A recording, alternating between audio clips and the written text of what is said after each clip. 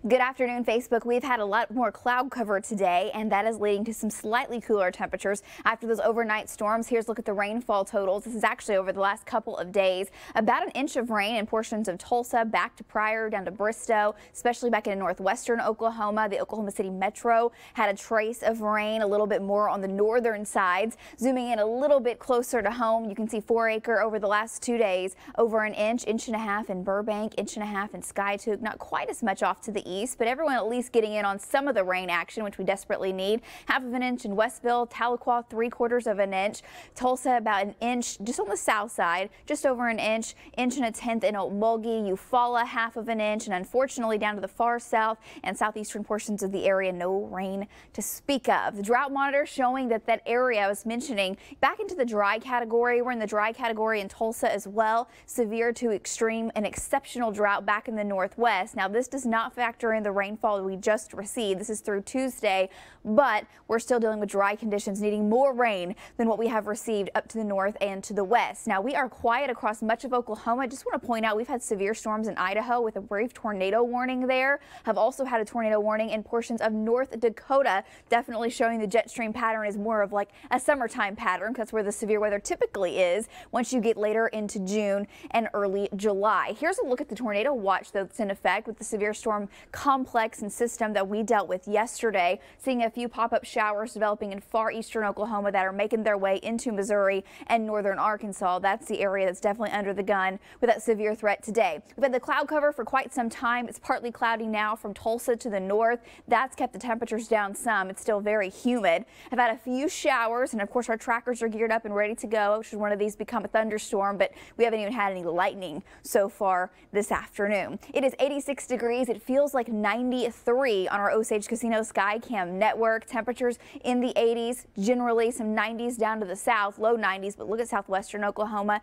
Cooking 102 degrees in Frederick. Winds are still pretty light out of the south and heading into as far as the moisture content is concerned, especially where we've had some of that heavier rain, mid 70-degree dew points. That's what we call the air you can wear. The second you step outside, you just feel it. You can feel the humidity, and that is when you really start to feel that heat index as well, because you start to sweat and that sweat can't evaporate. That's your body's natural cooling system. Without that evaporation process, you just sit there and kind of smother in the humidity, and that's just not a good thing. And that's going to be the case the rest of the afternoon and especially into the day tomorrow. That's why a heat advisory is in effect. As of right now, we have heat index values in the mid 90s. They're going to be a whole lot higher coming up for the day tomorrow.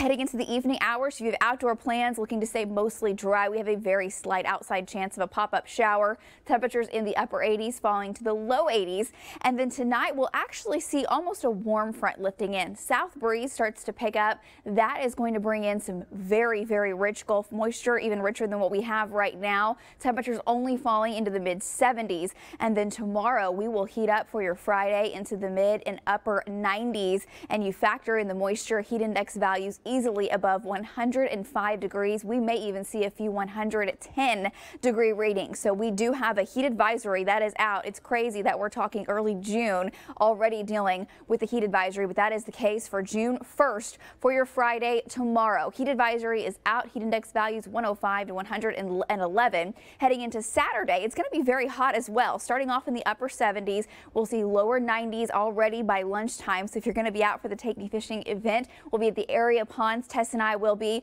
on your Saturday morning through noon. We have an outside chance of a pop-up shower early, and then actually a cold front is going to arrive on your Saturday. So in the morning, a complex of severe storms will move through Kansas. May see 1 or 2 of those trickle down into northern Oklahoma early Saturday. By the afternoon hours, we still have time to heat up ahead of that cold front into the upper 90s, but behind it, we may actually see some cooler temperatures filter in by the evening. Now, it's still going to be really hot on Saturday, and we're still going to be close to that heat advisory criteria. Chance for a pop-up thunderstorm is possible along that cold front Saturday afternoon. Higher chances, though, are going to be down to the south and east, and any storm that develops on Saturday could produce some severe wind and hail. As far as the heat index is concerned, I just want to point out that tomorrow, very high. Heading into your Saturday, same thing initially into the early afternoon, but by Sunday, drier air moves in, much drier air, and it will make it feel a whole lot better heading into Sunday. So if you're making weekend plans, keep that in mind. And then we start to see the heat build heading into the first of next week. We'll have a whole lot more on your weekend timeline. Also talk about this heat index and when we see even another cold front trying to trickle down into green country. More on that in our evening newscast. Always make sure you have the latest version of our app. You can always check radar there when we have these situations with pop-up showers possible. Just go to newson6.com/connect.